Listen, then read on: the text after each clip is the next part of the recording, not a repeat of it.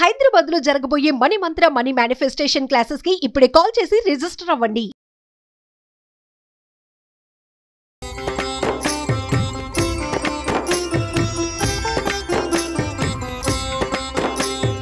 నమస్కారం. విష్ణు పురాణం 8వ భాగంలోకి వచ్చాం. దీంట్లో చాలా సమాచారం ఉంటుందండి. విష్ణు పురాణంలో కథల కంటే సమాచారం ఎక్కువ. తాపీగా వింటేనే కానీ కొన్ని విషయాలు అర్థం కావు. మళ్ళీ మనం రీకలెక్ట్ చేసుకోవటానికి ఈ విషయం చాలా బాగుంటుంది. ఆసక్తికరమైన విషయాలే చెప్పబడుతున్నాయి. అయితే ఇప్పుడు సూర్యుడు ఏ రకంగా సమస్త భూతకోటికి అన్నపానాదులు ఇస్తున్నాడు అనే విషయాన్ని చెప్తున్నారు. సూర్యుడు 8 నెలల పాటు తన కిరణాల చేత భూమి యందున్న నీటిని ఆకర్షించి మిగిలిన 4 నెలలు వర్ష రూపంతో వదిలిపెడతాడు. మనకు తెలుసు, సైన్స్ పాఠం ఇది కదా. ఆ నీరు అన్నపానీయాలకి ఉపయుక్తం అవుతుంది. ఎట్లా వెళ్తుందంటే మేఘాల్లోకి వెళ్తాయి, నీటిని ఆకర్షిస్తాయి, నీళ్ళు ఎవాపరేట్ అవుతాయి, మేఘాల్లోకి వెళ్తుంది, మేఘాలు వర్షాన్ని కురిపిస్తాయి. దీనికి ఒక సీజన్ ఉంది ప్రత్యేకంగా, మనకు తెలుసు కదా. కాలాత్ముడైన సూర్యదేవుడు తన తీక్ష్ణ కిరణాల చేత జలమునంతటినీ ఆకర్షించి దాన్ని చంద్రమండలంలో ఉంచుతాటండి. పురాణాలు ఇట్లా చెప్తాయి. మన సైన్స్ కొంచెం అటు ఇటుగా కాస్త ఒక మాదిరిగా చెప్తుంది అనుకోండి. చంద్రుడు ఆ జలాన్ని వాయునాళాలతోటి ఆకాశంలో ఉంచుతాడు. వాయుజల ధూమజ్యోతి సంయోగంతో మేఘాలు పుట్టి కాలానుసారంగా వాయుబంధాలని వదులుచుకుని గగనాన ఉన్న నీటిని కిందకి విడుస్తాయి. అదే వాన కురవటం అని చెప్పుకుంటాం. మనకి సైన్స్ పాఠం కాస్త తేడాగా కానీ ఇదే చెప్తుంది. పైన వ్యాపించిన సూర్యకిరణాల వల్ల గంగాజలం వానల జల్లులో కలిసి భూమికి వస్తుంది. ఆ విధంగా భూమిపై ప్రవహించే నీరు పుణ్యప్రదమవుతుంది. మనం ఇంకోటి కూడా చెప్పుకుంటామండి, వర్షపు నీళ్లు చాలా మంచివి. తొలి వర్షం కాకుండా వర్షాలు కురుస్తుంటే మొదటి రోజు కాకుండా 2వ రోజు నీళ్లు చాలా మంచివని చెప్తారు. అవి పట్టుకుని హెయిర్ కండిషనర్గా కూడా వాడుకోవచ్చు, తాగటానికి వాడుకోవచ్చు. వాన పడిందంటే ఎప్పుడో మన నెల క్రితం పాతి పెట్టిన ఆవగింజ నీళ్ళ మాకు పడేసింది మొలిచేస్తుంది.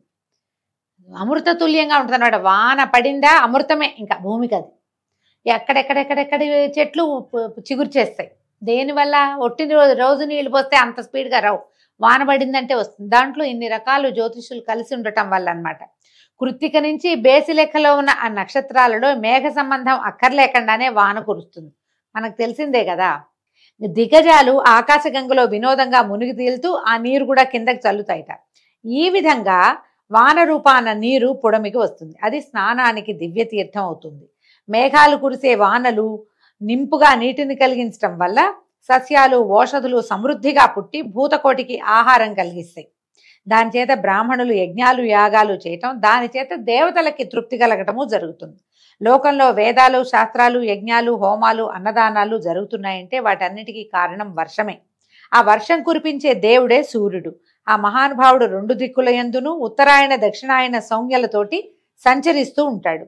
ఆ దేవుని రథాన్ని మునులు దేవతలు భుజగులు యక్షులు గంధర్వులు దైత్యులు అచ్చరల మంగళగమనాలతోటి రక్షిస్తూ ఉంటారు. మహావిష్ణువు శక్తి మూలాన పద్మబాంధవుడు సప్తర్షుల సూక్తాలతోటి దివ్యతేజో విరాజమానుడై లోకాల యొక్క చీకట్లని రూపుమాపుతూ ఉంటాడు. లోకాలకి ఆదిత్యులు అధిపతులుగా ఉంటారు.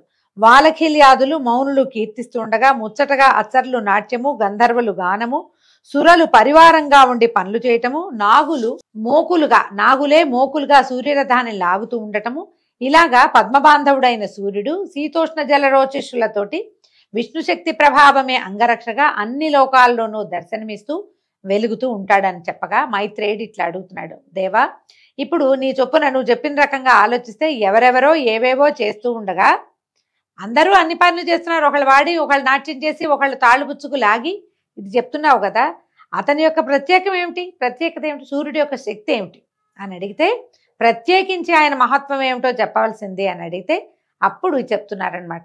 దేవతల్లో సూర్యుడికి ఇట్లా ప్రత్యేకమైన తేజస్సు కలగడానికి కారణము శ్రీహరి యొక్క దివ్య శక్తి ఆయనలో లీనమై ఉండటమే ముఖ్య కారణమట. ఆ తేజస్సుతో బ్రహ్మాండ మధ్యమునందున్నటువంటి కటిక చీకట్లని రూపుమాపుతున్నాడు.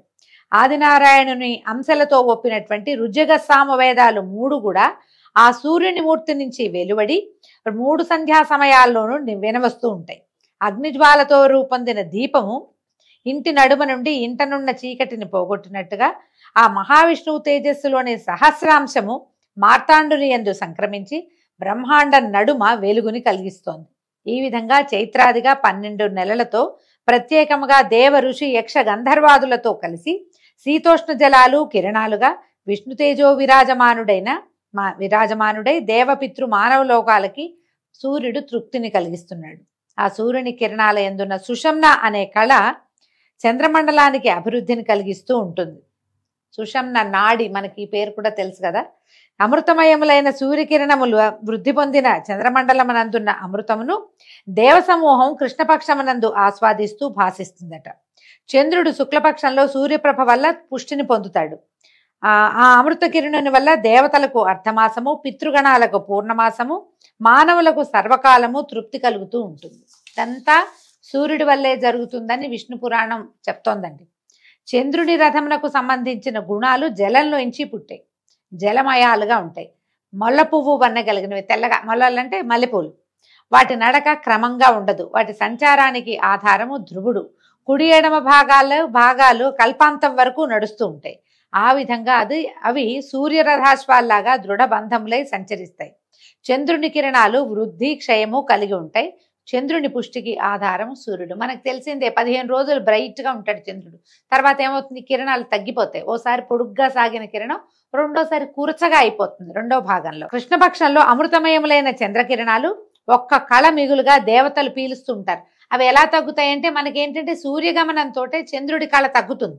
అది పక్కకి తిరగటం వల్ల, భూమి పక్కకి వెళ్ళిపోవటం వల్ల నీడ పడిపోతుంది. కాబట్టి మనకి చంద్రుడు కనపడ్డ అనుకుంటాం. వీళ్ళు ఏం చెప్తున్నారంటే, చంద్రకిరణాలని దేవతలు తీసుకుంటారు, అందుకని ఉండదని చెప్తున్నారు. శుక్లపక్షంలో సూర్యకిరణ ప్రభావం చేత దినదినము వృద్ధి పొందుతూ ఉంటాయి. చంద్రుడిలో ఉన్న 15వ కళని పితృదేవతలు పానం చేస్తారట. అంటే దేవతలు తీసుకుంటారని చెప్పాం కదా, అందుకని ఈ 15వ కళ అమావాస్య నాడు ఉండే ఆఖరి కళని పితృదేవతలు తీసుకుంటారు. కాబట్టి అమావాస్య పితృతిథి అని చెప్తారు. ఆ రోజున పితృతర్పణం విడవటం కూడా ఆచారంగా కనపడుతుంది. చాలా ప్రాంతాల్లో చేస్తారు. అమావాస్య నాడు చంద్రుడు లతలయందుండి చెట్లలో అమృతం నింపి సూర్యుడిలో చేరతాడు. కనుక ఆ ఆకుని గోటితో గిల్లినవాడు బ్రాహ్మణ హత్య చేసిన పాపం చుట్టుకుని అధోగతుడై చాలా కాలం కష్టపాటుని అనుభవిస్తాడు. అందుకని ఏం చెప్తారంటే, అమావాస్య తిథి నాడు చెట్ల తులసి కూడా కోయొద్దని చెప్తారండి. చాలా చోట్ల పెద్దవాళ్ళు తులసి కోయొద్దు, ఆ రోజున మనం గరిక తీసుకురావద్దు, ఇవన్నీ విశేషంగా చెప్తారు. మిగిలినవన్నీ మనం చేయం. కానీ వేదాధ్యయనం చేసిన వాళ్ళు అనధ్యయన తిథిగా అమావాస్య నాడు వేదాధ్యయనం చెయ్యరు. చాలా ప్రత్యేకంగా చెప్పబడుతుంది. ఈ సూర్యేందు సంగమం పర్వం అని ఈ సంజ్ఞ కలిగింది. ఈ పర్వదినం అంటారనమాట దాన్ని. ఆ సమయంలో చంద్రుని 15వ కళ సూర్యుని ఎందు కలుస్తుంది, అమావాస్య అని పేరు పొందింది. ఆనాడు సూర్యుడు ఏకకళామాత్రుడై లతలందు చెట్లయందు జలరూపాన ఉంటాడు. ఆ విధంగా లతలు, చెట్లు, ఓషధులు, పశువులు, మనుష్యులు, జలసంతతి చంద్రుని వలన సంజీవనం కలిగిన వాళ్ళు అవుతారు. ఈ సంజీవనం ఉంది, వాటి మధ్యలోకి అమృతం వెళ్ళింది. కానీ అవాళ మనం ముట్టుకోకూడదన్న విషయం ఉంది కదా, ముట్టుకోవద్దు అని చెప్తారు. అక్కడి నుంచి చూడండి, గాలి నుంచి అగ్ని నుంచి పుట్టిన రథమునందు వాయువేగం కలిగిన 8 గుర్రాలు లాగుతుండగా చంద్రుని యొక్క కుమారుడైనటువంటి బుధుడు ఉంటాడట. బుధుడు యొక్క గుర్రాల వన్నె గోరోజనం ఛాయ. గోరోజనం అంటే నాకు తెలిసి పసుపు నెయ్యి కలిసింది అని చెప్తారండి. కానీ మీ గోరోజనం అంటే ఒక ప్రత్యేకమైన రంగు అనుకోండి. అది శుక్రుడు అంబుల పొది, అపురూపమైన జెండా, చక్కని గుర్రాలు కలిగిన రథంలో ఉంటారు. నవగ్రహాలు ఎలా ఉంటాయో చెప్తున్నారు.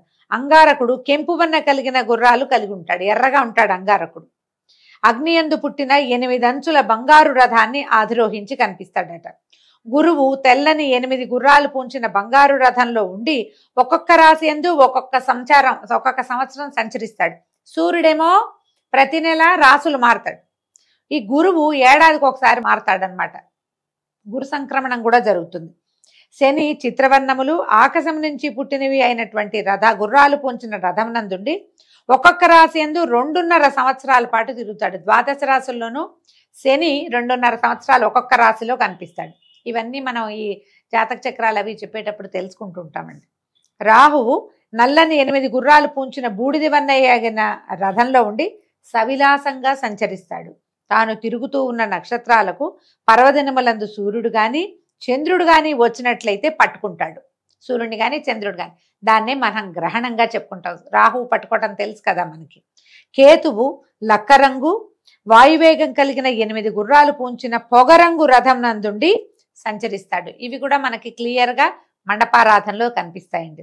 ఇలాగా సూర్యాది గ్రహాలు, నక్షత్రాలు ధ్రువుని యందు దృఢబంధములైన వాయునాళాలు ఆధారంగా సంచరిస్తూ ఉంటాయి.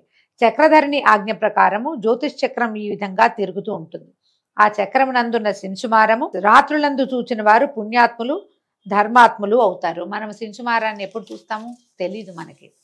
ఈ నాసా వాళ్ళు తీసిన ఫోటో వల్ల చాలా మంది దగ్గర ఆ ఫోటో ఉందండి. ఎవరి దగ్గరైనా ఉందేమో చూడండి, ఇంటర్నెట్లో కూడా దొరకడానికి అవకాశం ఉంది. శింసుమారాదిగా ఇవన్నీ విష్ణు రూపాలుగా భావించు. జ్యోతిష్ చక్రము, లోకాలు, నదీనదాలు, సముద్రాలు, పర్వతాలు, భువనాలు, దిక్కులు అన్ని జీవరాశులు విష్ణువే. పుడమినందలి మన్ను కుండ మొదలైన రూపాలు పొందినట్లుగా విష్ణు శక్తి వివిధ రూపాల్లో విలసిల్లుతుంది. బ్రహ్మ సృష్టితో రూపించిన ఈ ప్రపంచ ప్రవర్తన అంతా కూడా విష్ణుమూర్తిదే. అయినా కూడా వస్తుభేద ప్రవృత్తితోటి ఉంటాయి. అంటే ప్రపంచం అంతా విష్ణుమయమే. ఒకటి నా రూపంలో, ఒకటి మీ రూపంలో ఉంటుంది. చరాచరం అంతా కూడా విష్ణు స్వభావం కలిగే ఉంటుందట. అయితే బ్రాహ్మణుడు కథ అడుగుతున్నాడు అనమాట. ఏ పాపము ఎరగని భరతుడు సాలగ్రామ తీర్థానికి వెళ్ళి యోగ సాధనతో విష్ణువుని భజించి ముక్తి పొందలేక మలి జన్మలో బ్రాహ్మణుడిగా జన్మించాడని ముందు కథ చెప్పావు. ఆ జన్మలో అతను గృహస్థ ధర్మాల్ని అనుసరించి ప్రవర్తించాడా లేదా పరతత్వ విద్యోపాసకుడై ముక్తుడయ్యాడా? ఆ కథ చెప్పమని అడిగితే జడ భరతుని కథ చెప్తున్నారండి. ఇప్పటికి 2 రోజులుగా మనం ఇవే విశేషాలే చెప్పుకుంటున్నాం. ముఖ్యమైన కథ ఇప్పుడు వచ్చింది. భరతుడు సాంసారిక సుఖానికి ఇష్టపడక మోక్షకాంక్షతోటి సాలగ్రామ తీర్థానికి పోయి అక్కడ శ్రీ మహావిష్ణువుని ధ్యానం చేస్తూ యోగీంద్రుడిగా ప్రసిద్ధుడయ్యాడు. హరినామ స్మరణ తప్ప ఇంకే మాట నోటి నుంచి వచ్చేది కాదట. హరినామ సంకీర్తన, హరిభక్తులతోటి ప్రసంగము, హరిపాద పద్మ పూజకి కావలసిన పదార్థాలు సేకరించటమే భరతుని నిత్యకృత్యాలుగా. అంటే ఇక సాంసారికమైన విషయాలు ఏం లేవు. ఇలా ఉంటూ ఉండగా ఒకనాడు కొండదరినున్న తీర్థంలో స్నానం చేసి ఒడ్డున కాలోచిత కృత్యాలు చేస్తూ ఉండగా నిండు చూలాలైన ఒక లేడీ అల్లనల్లనా వచ్చి ఆ నదిలో నీరు తాగుతూ ఉండగా భీకరంగా ఒక సింహం తాలూకు గర్జన వినపడిందట. ఆ ధ్వని విని లేడి బెదిరి చెంగుమని నీటిలో నుంచి ఎగిరి గట్టు మీదకి వచ్చేసరికి దాని గర్భపాతమై శిశువు అక్కడ పడిపోయిందట. ఈ గర్భంలో ఉన్న శిశువు నీటిలో పడిపోయింది. లేడి ఆ అదురుకి గట్టు మీద ఎగిరి దూకిన అదురుకి మరణించిందట. దాని గర్భం నుంచి జారి నీళ్లలో పడినటువంటి నీటిలో పడిపోయిన లేడి పిల్లని చూసి భరతుడు జాలిగుండెతో పరిగెత్తుకెళ్ళి దాన్ని ఎత్తుకొచ్చి మెల్లిగా తీసుకుపోయి తన ఆశ్రమానికి తీసుకెళ్లి పోషించాడు. అయితే అది మెల్లిగా పెద్దదైంది. సూర్యకిరణ సంపర్కం చేత శుక్లపక్ష చంద్రరేఖ ఎట్లా పెరుగుతుందో అట్లాగా భరతుని పోషణ చేత లేడి చక్కగా ఆరోగ్యంగా పెరిగిందట. మేతకి ఆశ్రమం నుంచి కొంత దూరానికి అడవిలోకి వెళ్ళి ఎక్కడైనా పులులు అవి కనిపించినా పులి పొలకు కనపడినా పరిగెత్తుకుంటూ వెనక్కి వచ్చేసేదట. ఆశ్రమం చుట్టూతా గంతులు వేస్తూ తిరిగేది. చక్కగా లేత కొమ్ములతోటి ఆయన మీద ఇలా గీసేదట. ముద్దు ప్రేమగా ప్రేమాశ్రయాన్ని చూపించేది. ఆయన యోగాసనం మీద ఉండగా ఒళ్ళో తల పెట్టుకుని పడుకునేదట. ఆసనం వేసుకుని కూర్చుంటే పర్ణశాల చుట్టూ పరుగు పెడుతూ లేత పచ్చిక మేసేది. ఇలాగా లేడి ఆయనకి ముద్దుగా ఉండేది. ఒక్కొక్క నాడు దూరంగా మేత కోసం వెళ్ళి అది ఎప్పటికీ తిరిగి రాకపోతే ఈయన దిగులు పడేవాడట. భరతుడు ఏమిటి ఇంతసేపు అయింది ఇంకా ఇల్లు చేరలేదని లేచి దానికోసం వెతుకుతూ ఉండేవాడు. ఏడైనా లేడి కనపడితే కనుక అదేనేమోనని దగ్గరికి వెళ్ళి చూసి అయ్యో ఇది అది కాదే ఏమైందో అని చింతపడేవాడు. సంసార ధ్యాస లేనివాడు ఇప్పుడు ఈ లేడి పిల్ల ధ్యాసలోకి వచ్చేసాడనమాట. గాలికి పర్ణశాలలో ధూళి రేగితే వచ్చిందే అని సంతోషంగా వెనక్కి తిరిగి చూసేవాడు. పొదల్లో కదలిక చూసి అందులో ఉందేమోనని వెతుక్కునేవాడట. ఇట్లా ఆ లేడి పిల్ల మీద వ్యామోహంతో కర్తవ్యం మరిచి ప్రవర్తించే స్థితిలోకి వచ్చాడు. సతీ సుతులను బంధుమిత్రులను రాజ్యవైభవాన్ని విడిచి కైవల్యకాంక్షతోటి అడవికి వచ్చి యోగాభ్యాసంతో నారాయణుణ్ణి ధ్యానిస్తూ ఉన్నటువంటి భరత క్షితిపతి ఈ లేడి సంబంధంతో భ్రాంత చిత్తుడై కైవల్య ప్రాప్తికి దూరమైపోయాడు. ఇలా ప్రవర్తిస్తూ కొంతకాలానికి శరీర త్యాగం చేసేసాడు. ఎప్పుడైతే తనకి శరీరం విడిచిపోతున్నానని తెలిసిందో ఆ లేడిని చూస్తూ శోక సంతప్తుడై కన్నీళ్లు కారుస్తూ అయ్యో నా ముద్దలు కూడా నిన్ను విడిచిపోవాల్సిన దుర్దశ పట్టింది, దైవ సంకల్పం ఎవరు తప్పించలేరు, నేను లేకపోతే నువ్వేమైపోతావో అని ఆ లేడిని కావులించుకుని ఏడుస్తూ ప్రాణం వదిలిపెట్టాడట. పూర్వజన్మ వాసన వదలక ఒక లేడి కడుపున పుట్టి తల్లిని విడిచి సాలగ్రామ తీర్థానికి పోయి మళ్ళీ యోగ పద్ధతిని అవలంబించాడు. మళ్ళా లేడిలాగానే పుట్టాడు. ఆ ప్రాణావశేషాన సమయంలో దేనిని చూస్తారో దానిలాగా జన్మిస్తారు.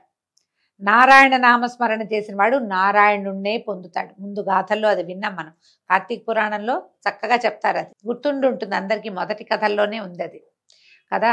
అయితే ఇప్పుడు అలా పొందిన వాడి పరిస్థితి వేరు. ఈ లేడి లేడి లేడి అని దాన్నే స్మరిస్తూ ఉన్నటువంటి భరతుడు లేడిగానే జన్మించి కానీ మెల్లిగా తెలుసుకున్నాడు. తెలుసుకుని మళ్ళీ సాలగ్రామ తీర్థానికి వెళ్ళి ఎండుటాకు దేహాభిమానం విడిచి ఎండుటాకులు కసబు ఏదంటే ఆకుపచ్చగా లేతగా ఉన్న ఫుడ్ కాకుండా ఏదో గడ్డి ఏది దొరికితే అది తిని చివరికి శరీరాన్ని విడిచాడు. విడిచిన తర్వాత ఏమైంది? ఒక యోగి వంశంలో పుట్టి వేదాంక వేదాత్వ తత్వజ్ఞుడై జ్ఞాని అయి బ్రహ్మజ్ఞాని అయి స్వకులాచార ప్రవర్తనుడై పూర్వజ్ఞాన గరిష్ఠుడయ్యాడు. వేషం జడవేషం అంటే లోకజ్ఞానం లేని మూఢ పద్ధతి కాలానుసారంగా ఉపనీతుడయ్యాడు. ఎప్పటికో ఆయనకు కలిగిందట జ్ఞానం. గురువు చెప్పేవి తన వివేకానికి మారకములుగా తలచి వాటిని వినక తిరస్కరించేవాడు. తొలి పుట్టుకలో లేడి సంబంధం వల్ల కలిగిన దోషం చేత అనేక దుఃఖాలు అనుభవించిన వాడు కనుక అందరూ ఆక్షేపించే పనులే చేసేవాడు. అయితే యోగి ప్రచ్ఛన్న వృత్తితోటి ఉండకపోతే పరమతత్వ విచారణ కలగదని ఒకప్పుడు బ్రహ్మ చెప్పిన మాటను అనుసరించి మూఢవేషము, గ్రామ్య భాష, అస్పష్టంగా మాట్లాడడము, మురికి పట్టిన దేహము, దుమ్ము కమ్మిన జుట్టు, బెదురు చూపులు, నీరు కారే దంతాలు, వెర్రి ఆటలు, వికారపు కేకలు, తప్పటడుగుల నడక ఇలా ఉంటున్నాడట. ఈ కడుపు మీదకి చొంగగార్చుకుంటూ తుమ్ముతూ ఉమ్ముతూ మట్టి ముద్దలు బంతుల్లాగా చిమ్ముతూ మాసిన చింకిపాత కట్టి తిరుగుతూ ఎవ్వరూ దగ్గరికి చేరనీయని రీతిగా ప్రవర్తిస్తూ అలా ఉండేవాడనమాట. చదువు మాన్పించి విద్యార్థులను ఈడ్చుకుపోయి ఆటలాడిచ్చేవాడు. వేద విద్వాంసులను చూసి వెక్కిరిచ్చి నవ్వేవాడు. అందరూ అసహించుకునేలాగా అసభ్య చేష్టలు చేసేవాడు. జాతి మత విచక్షణ లేక ఆకలికి ఎవరి ఇంటనో ఇంత ఆహార పదార్థం యాచించి తెచ్చుకుని తినేవాడు. నీచ వేషము, నికృష్ట గుణాలు కలిగిన వాడే ఏకాకిగా ఉండేవాడు. ఇట్లాగా బాల ఉన్మత్త పిశాచ భావాలతో ఉంటూ గుగ్గిళ్ళు, ఆకులు, కూరలు తింటూ దేహయాత్ర నడుపుతూ ఉండగా తండ్రి దివగతుడయ్యాట. తన తండ్రి చనిపోయాడు.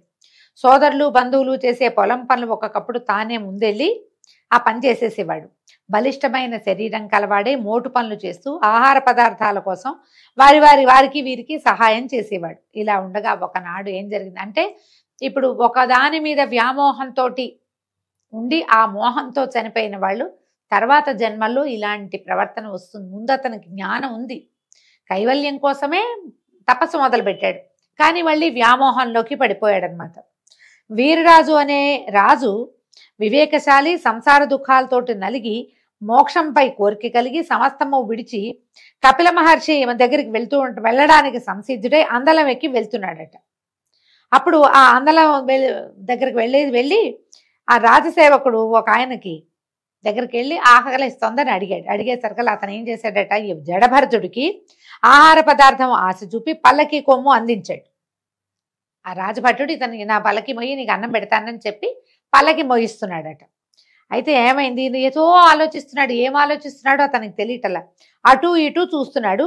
అందలం ఎత్తు తక్కువలుగా కింద మీదగా నడవటం గుర్తించి లోపలున్న రాజు మోసే వాళ్ళని నదిలించి సరిగ్గా నడవండి అన్నాడు. ఏంటంటే చూపు అటు ఇటు పడేసరికల్లా సాఫీగా వెళ్ళటల్లా. ఈ అందలం అంటే పల్లకి. ఆ పల్లకి మోసేవాళ్ళు అడుగులు సరిగ్గా వేస్తే లోపలున్న కూర్చున్న వాళ్ళకి స్థిమితంగా ఉంటుంది.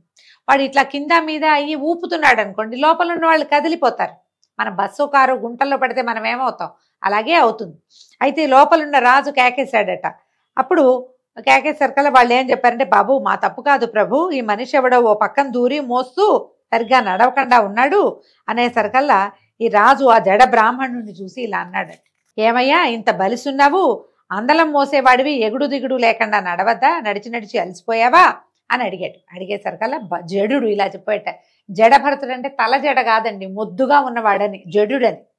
ఏమన్నాడు, అలసిపోవటం నాకు తెలీదు, ఎలా నడుస్తున్నానో చెప్పలేను, నా శరీరం బలిసి ఉండటానికి కారణం ఏమిటో, అలాగే అందలం నేను మోస్తున్నానా అని ఏదో మాట్లాడుతున్నాడు అనమాట. కనిపిస్తున్నావు శిబిక, నీ భుజం మీదే ఉంది, నువ్వు కనపడుతున్నావు, నీ భుజం మీదే ఉంది కదా ఇది, నీ మాట నాకు అర్థం కాలేదు అని రాజు అడిగేసరికల్లా ఇతను అన్నాడు, రాజా నువ్వు అందలంలో ఉండటం నేను మోయటం ఇదంతా మిథ్య, ఎవరు ఎవరిని మోస్తూ ఉంటారో చెప్తాను వినమన్నాడు. అంటే ఈ అయోమయ స్థితిలో కనపడుతున్నటువంటి జడభరతుడు ఈ వాక్యాలు చెప్తున్నాడు. ఎంత బాగా చెప్పాడో చూడండి.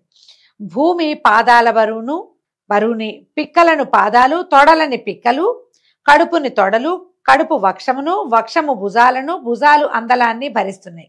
అందలం నీ బరువుని మోస్తోంది, నీతో పాటు అందలాన్ని వారు వీరు మోస్తున్నారు. నిన్ను నన్ను వీళ్ళని సకల పదార్థాలని పృథివ్యాధి పంచభూతాలు భరిస్తున్నాయి. ఇంకా సాత్వికము మొదలైన గుణాలు కర్మఫలాలు.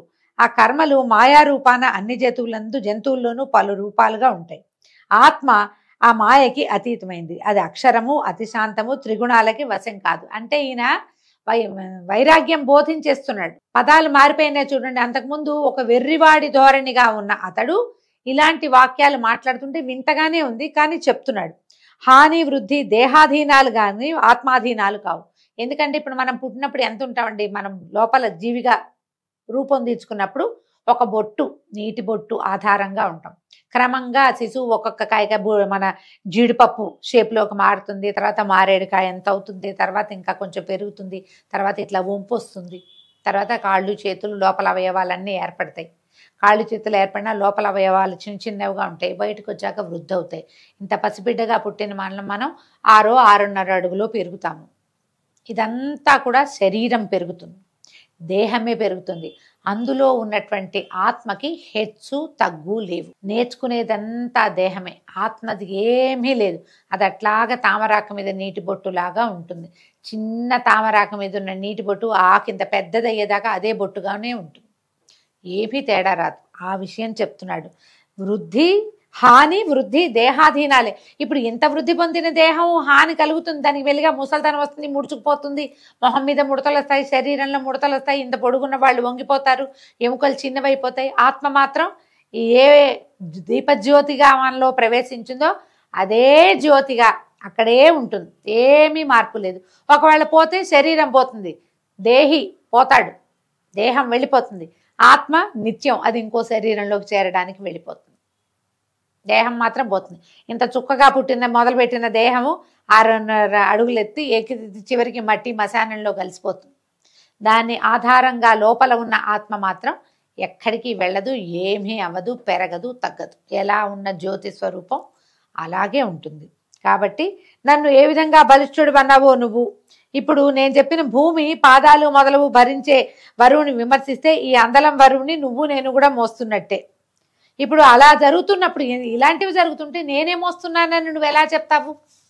నువ్వు బరువు మోస్తావు, సరిగా మోయవా అని నన్ను అడగకూడదు. నువ్వు ఈ అందలం బరువు భూమి వృక్షము పర్వతాల్లో ఏ పదార్థంలో పుట్టిందో చెప్పగలవా నువ్వు అని ఉపన్యాసించి మౌనిగా శిబిక మోస్తూ నడుస్తున్నాడట. కామ్గా అయిపోయాడు, నిశ్శబ్దంగా ఉన్నాడు. రాజు ఇదంతా ఎక్కువ తర్కించుకున్నాడు. నేనేం విన్నాను, నాకేమర్థమవుతోంది, అసలు ఈ చెప్పిన వాడెవడు, దీనికి అర్థం ఏమిటి అని కొంచెం లోపల ఆలోచించుకునేసరికల్లా ఒక బ్రహ్మాండమైన విషయము జడుడుగా మొద్దుగా మాసిపోయి మకిలి పట్టిపోయిన మురికి వస్త్రాలలో ఉన్నటువంటి మహానుభావుడిలాగా కనపడ్డాడు ఆ ఉన్నవాడు. కనపడేసరికల్లా శిబిక ఆపు అని ఏం చేశాడట, గబగబా దిగి ఆ జడుడి పాదాలకు మొక్కి, మహాత్మా శిబిక విడు, దీన్ని వదిలిపెట్టేసి, తెలియక జరిగింది తప్పు, నేను పొరపాటు చేశాను, క్షమించు, నువ్వు ఎవరివి, ఎక్కడ వాడివి, ఇలా మూఢ పద్ధతిగా ఇలా మురికివాడిగా ఎందుకు తిరుగుతున్నావు అని అడిగేసరికల్లా ఇప్పుడు చెప్పాడట జడ బ్రాహ్మణుడు. రాజా, సోహం అనే వాక్యానికి అర్థం చెప్పడం అంత తేలిక కాదు. జీవులలో దేశకాలాల పరిస్థితుల్ని అనుసరించి చేసే కర్మలు, వాటిని అనుసరించి చేసే దాన ధర్మాలు, వాటికి తగిన సుఖ దుఃఖాలు అనుభవిస్తూ ఉంటారు. మనం చేసే కర్మల వల్లే మన సుఖంగానే దుఃఖంగానే ఉంటుంది, దాన ధర్మాల వల్లే అవి ఆధారపడి ఉంటాయి అనేసరికల్లా అప్పుడు రాజు అడిగాడు, నువ్వు బాగుంది, ఈ సోహం అనే దానికి అర్థం ఊహించి చెప్పటం కాదు, సాధ్యం కాదన్నావు, నువ్వు నిదానంగా చెప్పు, నేను నిదానంగా వింటానన్నాడు. నాకు అర్థం చెప్పు అనేసరికల్లా ఇప్పుడు ఈయన చెప్తున్నాడు జడభర్తుడు, సోహం అనేది ఆత్మకే చెప్పాలి, దేహాదులకు పరమాత్మకి సమన్వయించడం సరికాదు. నాలుక, దవడలు, పెదిమలు అనే వాటి యొక్క వర్తన నుంచే శబ్దం వెలువడుతుంది కనుక అహం అనేది విషయభూతం కాదు. కాబట్టి ఇవేవి సోహం నోట్లోంచి వచ్చింది కాబట్టి సోహం నోరే అని అనుకోవడానికి వీల్లేదు. కాలు, చేతులు, కడుపు, తల మొదలైన శరీరము ఆత్మ అని నిరూపించకూడదు. ఎందుకంటే ఇవన్నీ ఇక్కడే ఉంటాయి, ఇవి ఇక్కడ పుట్టాయి, ఇవి ఇక్కడే ఉంటాయి. ఆత్మ ఇక్కడ పుట్టింది కాదు. నీకు నాకు మిగిలిన లోకాలకి పరముడై ముల్లోకాలలో ఏకాకారుడై ఉన్నటువంటి సుచరిత్రుడు సోహం అనే మాటకి చెప్పదగినవాడు భగవంతుడు అన్నమాట.